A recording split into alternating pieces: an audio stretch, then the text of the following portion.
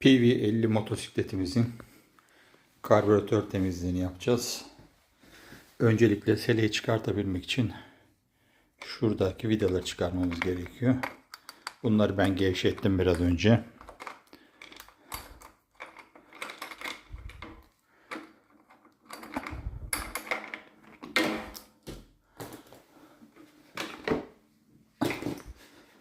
Sele buradan çıkıyor bu şekilde.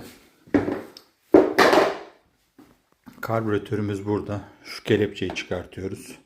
Şurada bir vida var. Onu söküyoruz. Devam ediyoruz. Karbüratörümüzü sökmek için şuradaki vidayı sökeceğiz. Şuradan benzin hortumunu çıkarmamız gerekiyor. Şuradaki vidayı söküp başlığı yerinden çıkaracağız. Karbüratörü söktük.